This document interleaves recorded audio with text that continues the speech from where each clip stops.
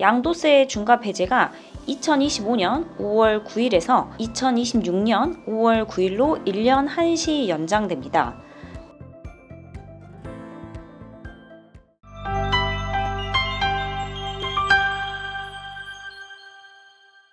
안녕하세요. 부자노트입니다. 지난 1월 2일 2025년 경제정책 방향이 발표됐습니다. 부동산과 관련된 내용은 어떤 것들이 있는지 살펴보도록 하겠습니다. 첫 번째, 세부담을 낮춰서 주택 거래를 촉진하고 공급 확대, 양도세 중과 배제가 2025년 5월 9일에서 2026년 5월 9일로 1년 한시 연장됩니다.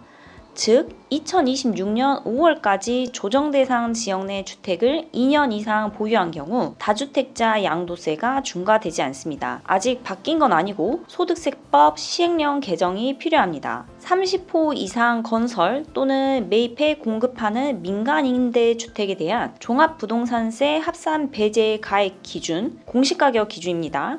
이것이 상향됩니다. 임대 의무사항을 모두 준수해야 하고 10년이라는 기간이 묶인다는 점은 부담이 될 수 있겠죠.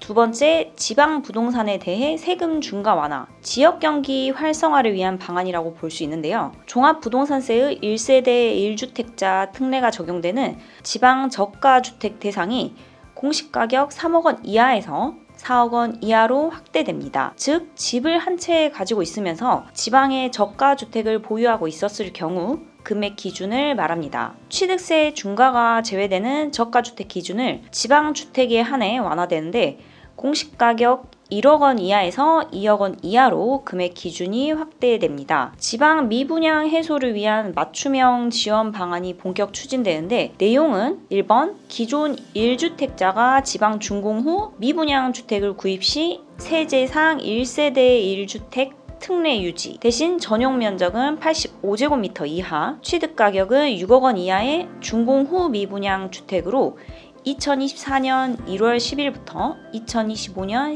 12월 31일까지 취득 시입니다. 두 번째, 주택 건설 사업자가 지방 준공 후 미분양 주택을 임대주택으로 활용 시 원시취득세를 최대 50% 감면합니다. 이 또한 2024년 1월 10일부터 2025년 12월 31일까지 준공된 취득가액 3억 원 이하, 전용 면적은 85제곱미터 이하 미분양 주택으로 2025년 12월 31일까지 2년 이상 임대계약을 체결한 주택입니다. 실제로 사람들이 얼마나 활용하게 될지 의문스럽긴 합니다. 세 번째, 주말 부부, 중소근로자 등 유형별 맞춤형 주거 부담이 완화됩니다. 한 집에서 출퇴근이 어려운 맞벌이 부부의 주거 비용 부담 완화를 위해 부부 각각 월세 세액 공제가 허용되는데 가구당 한도는 1,000만 원입니다. 현재 세대주가 월세 세액 공제를 받는 경우 배우자는 월세 세액 공제가 불가능한데요.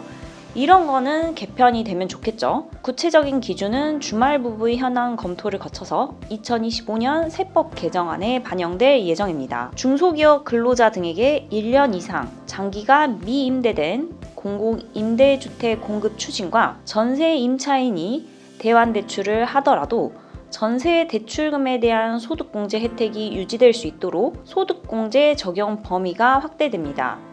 현재는 금융기관이 차입금을 임대인 계좌에 직접 입금해야 소득공제가 적용되나 개정된 내용 같은 경우 대환했을 때 금융기관에서 금융기관으로 상환이 이루어져도 임차인의 소득공제를 적용한다고 합니다. 네 번째, 결혼, 출산 가구에 대한 주거 지원 확대와 결혼 세액공제 신설, 자녀 세액공제 확대 등 세제 인센티브가 신설되고 확대될 예정입니다. 신생아 특례 구입 전세자금 대출 소득 요건이 연 1억 3천만 원에서 2억 5천만 원으로 완화됩니다. 신혼부부 특별공급 시 청약 신청자 본인의 결혼 전 청약 당첨 이력은 배제됩니다. 또한 출산 가구의 공공임대주택 우선 공급을 1순위로 부여하고 가구 원수별 면적 기준이 폐지가 될 예정입니다. 다섯 번째, 상속세 과세를 유산취득세 방식으로 전환, 그리고 인적공제 확대 등 개편 추진. 유산취득세는 상속인이 각각 물려받은 재산을 기준으로 세금을 부과하는 방식으로 현재 상속재산 전체를 기준으로 과세하는 유산세와는 다릅니다. 예를 들어 15억 원의 재산을 자녀 3명이 균등하게 상속받는 경우 현재는 15억 원에 대해 세금을 계산한 뒤 이를 3명이 나누어 납부하지만 유산취득세 방식은 각각 물려받은 5억 원을 기준으로 과세되므로 세 부담이 낮아지게 됩니다. 일괄공제 및 인적공제의 한도 조정도 거론되고 있는데요.